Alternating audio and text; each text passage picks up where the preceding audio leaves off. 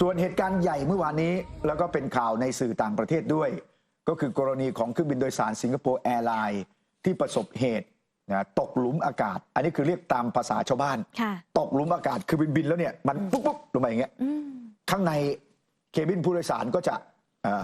เกิดกับภาวะที่ถ้าไม่คาดเข็มขัดไงก็จะลอยขึ้นไปกระแทกข้างบนบ้างบางอันก็กระเป๋าหล่นลงมาบ้างข้าวของก็เกิดบ้างมีผู้ได้รับบาดเจ็บและเสียชีวิตยืนยันผู้เสียชีวิต1 รายนะครับนี่คือสภาพเพิ่มเติมฮะภายในของเครื่องบินนะหลังเกิดเหตุแล้วนะครับก็ได้มีการถ่ายคลิปเอาไว้หลังจากลำเลียงผู้โดยสารออกจากเครื่องบินแล้วเขาก็สำรวจความเสียหายครับนี่คือสภาพข้างในฮะเครื่องบินโดยสารลำที่เกิดเหตุเลยนะครับเนี่ยครับสภาพเป็นแบบนี้ครับเพราะฉะนั้นจึงไม่แปลกใจว่ามีผู้บาดเจ็บจำนวนมากทั้งหมดที่ส่งไปที่สมิติเวชเนี่ย71 รายครับ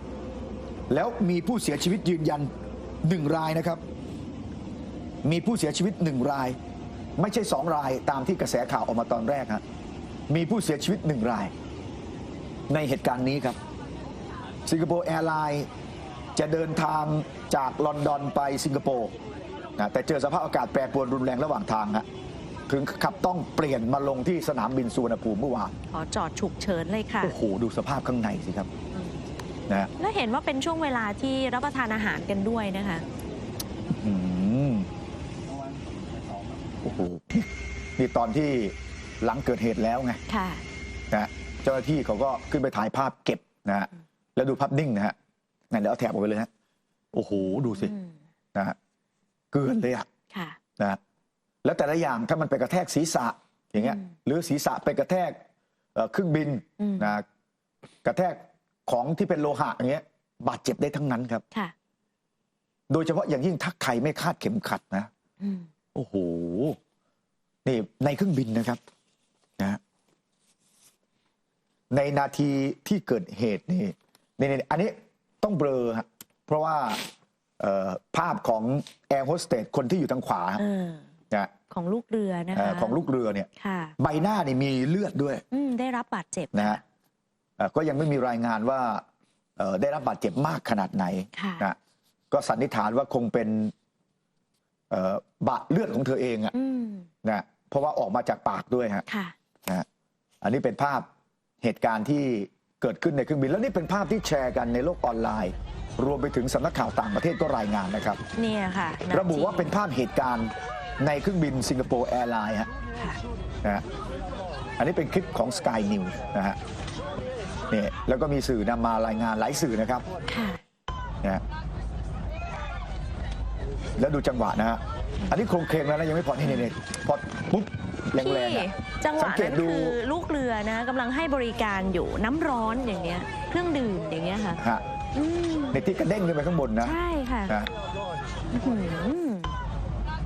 เนี่ยสังเกตดูนะฮะที่ใส่ชุดเหลืองๆนะฮะคือ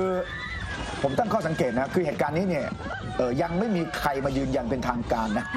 ว่าเป็นเหตุการณ์ในเครื่องบินสิงคโปร์แอร์ไลน์ก็ต้องดูชุดพนักงานที่ให้บริการนะเนาะใส่สีเหลืองไงใช่ค่ะแต่สิงคโปร์แอร์ไลน์ที่เขาใส่ต้องลายๆหน่อยก็จะลายๆไงใช่ค่ะเพราะฉะนั้นคลิปนี้ก็ถือได้ว่าเอาเป็นว่าดูให้เห็นเหตุการณ์ว่าเวลามันตกหลุมอากาศมันเป็นยังไงก่อนนะยังไม่ยืนยันนะว่าเป็นเที่ยวบินยังไม่ยืนยันนะเพราะว่าทางสิงคโปร์แอร์ไลน์เนี่ยก็ยังไม่ได้มีการระบุอะไรออกมานะครับแต่ประโยชน์ก็คือทำให้เห็นภาพว่าตอนที่ตกหลุมอากาศเนี่ยมันเป็นยังไงนะฮะส่วนที่ยืนยันก็คือมีผู้เสียชีวิต1 รายนะแล้วก็ผู้บาดเจ็บนะอีกหลายรายนะฮะรวม71 รายนะเฉพาะที่โรงพยาบาลสมิติเวชศรีนครินทร์เมื่อวานนี้ออกเอกสารชี้แจงมาเลยนะว่าไปรักษาอยู่ที่สมิติเวชนี่71 รายบาดเจ็บเล็กน้อย26นะส่งต่อสมิติเวชสุขุมวิท4นะแล้วบาดเจ็บรุนแรงเนี่ย6 รายครับไม่มีผู้เสียชีวิตถูกส่งมาที่โรงพยาบาลนี้นะครับแล้วผู้บาดเจ็บเนี่ยมีทั้งมาเลเซีย3 รายอังกฤษ3นิวซีแลนด์2สหราชอาณาจักร3นิวซีแลนด์2อังกฤษ1สเปน1สหรัฐอเมริกา2นะฮะไอร์แลนด์1นะผู้เสียชีวิต1 รายนะฮะยังไม่มีรายงานผู้เสียชีวิตเพิ่มแต่อาการรุนแรงเนี่ย6 รายนะส่วนเครื่องบินตกหลุมอากาศนะทำไมถึงเรียกว่าตกหลุมอากาศ ในแฟนเพจบินแหลกฮะซึ่งเป็นเพจที่เล่าเรื่องการบินก็ได้มีการอธิบายเอาไว้ก่อนหน้านี้นานแล้วนะครับ เจ้าตัวเนี่ยก็ได้นำกลับมารีโพสต์อีกนะเพราะว่าโอ้โหนี่กลายเป็นข่าวใหญ่คือหลุมอากาศที่เนี้ยจริงๆในอากาศเนี่ยมันไม่มีหลุมเจ้าตัวจึงบอกว่าไม่อยากให้เรียกว่าหลุมอากาศนะลองนึกภาพเครื่องบินบินไปในอากาศมันก็เหมือนเรือลอยไปในน้ำนะถนนของเครื่องบินคืออากาศเป็นของไหลธรรมชาติของอากาศมันจะเคลื่อนที่มันจะจากที่ความดันสูงไปหาความดันต่ำนะเพราะฉะนั้นเวลาที่มันไหลไปเนี่ยเราเรียกว่ามันเป็นเหมือนลมนะแล้วการเคลื่อนที่ของอากาศถ้ามันเป็นราบเรียบมันก็เหมือนกับน้ำในแม่น้ำที่ไหลนิ่งๆเครื่องบินถ้าเป็นเรือที่บินในสภาวะอย่างนั้นก็จะไม่สั่นสะเทือนนะแล้วปีกของเครื่องบินเนี่ยทำหน้าที่ซับการสั่นสะเทือนเล็กๆน้อยๆได้มันจึงนิ่งสบายแต่ทีนี้พออากาศมันไม่นิ่งทีนี้นึกถึงภาพแม่น้ำไหลไม่นิ่งผิวน้ำแตกเป็นฟองเครื่องบินก็จะสั่นปั่นป่วนตามลักษณะของอากาศตรงนั้นตรงนี้แหละที่เขาเรียกกันว่าหลุมอากาศturbulence แต่จริงๆเนี่ยมันไม่ใช่หลุมนะเนี่ยที่เขาเรียกภาษาอังกฤษว่า turbulence นะเพราะฉะนั้นภาวะที่เกิดขึ้นเนี่ยมันเกิดภาวะหล่นวูบเครื่องบินสั่นสะเทือนกึกเหมือนในคลิปนี้นะฮะแล้วอากาศนี่มันเหมือนหล่นวูบนะมันจึงเกิดปัญหาขึ้นสำหรับคนที่อยู่ในเครื่องบินนะก็เกิดภาวะอย่างที่เห็นฮะถ้าไม่ได้รัดเข็มขัดหล่นวูบมาหัวนี่ก็อาจจะลอยขึ้นไปกระแทกเพดานเครื่องบินแน่นอนไม่มีที่ให้ยึดให้จับละค่ะนาทีนั้นส่วนภาพประกอบเนี่ยเป็นภาพประกอบจากเพจบินแหลกนะครับเนี่ยเขาทำให้เห็นกรณีนี้เนี่ยเป็นกรณีเฉพาะเดี๋ยวดูภาพใหญ่ๆคือมีเครื่องบินมีเคสที่บินอยู่ใต้เครื่องบินลำใหญ่ข้างบนแล้วมันเกิดภาวะที่ทำให้เครื่องบินลำเล็กเนี่ยเหมือนตกหลุมอากาศก็มีเห็นไหมแล้วก็มีอีกหลายกรณีฮะที่เขายกเป็นตัวอย่างมาดูภาพถัดไปฮะนะอันนี้เป็นภาพภายในเครื่องบินเคสอื่นๆนะฮะที่เคยมีนะมีทั้งหนักมีทั้งเบานี่ลักษณะของอากาศนะที่มันทำให้เครื่องบินพอบินผ่านเนี่ยมีลักษณะเหมือนวูบลงไปนี่ครับเพราะฉะนั้นช่วงที่หล่นวูบลงไปเนี่ยนะแล้วแต่ว่าหนักเบาเท่าไหร่นะแล้วก็ล่าสุดมีข้อมูลเพิ่มเติมฮะมีแบนเนอร์เพิ่มเติมนะนี่ฮะหลุมอากาศไม่ได้อันตรายอย่างที่คิดไม่ได้หมายความว่าให้ชะล่าใจนะครับการเปลี่ยนแปลงของการไหลของอากาศฉับพลันที่เรียกว่าหลุมอากาศ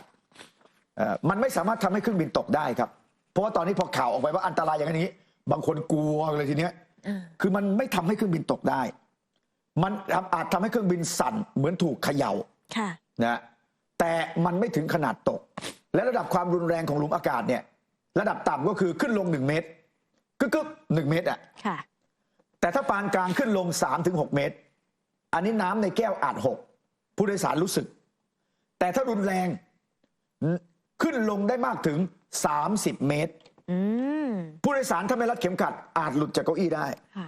เพราะฉะนั้นเหตุการณ์ที่เกิดขึ้นกับสิงคโปร์แอร์ไลน์เนี่ยน่าจะระดับรุนแรงนะฮะแต่ถึงขนาดนั้นก็ไม่ทำให้เครื่องบินตกเห็นไหมฮะนี่คือหลุมอากาศที่เรียกกันไม่ได้อันตรายอย่างที่คิดคือไม่ถึงกับทำให้เครื่องบินตกค่ะเพียงแต่ว่าก็แล้วแต่บุคคลนะว่ามีภาวะโรคประจำตัวหรือเปล่านะการตกวูบลงมาในช่วงเวลาไม่กี่วินาทีเนี่ยค่ะโรคหัวใจนี่อันตรายมากอย่างเคสที่เสียชีวิตเนี่ยโรคหัวใจเบื้องต้นคือเสียชีวิตเพราะโรคหัวใจไม่ได้เสียชีวิตเพราะว่า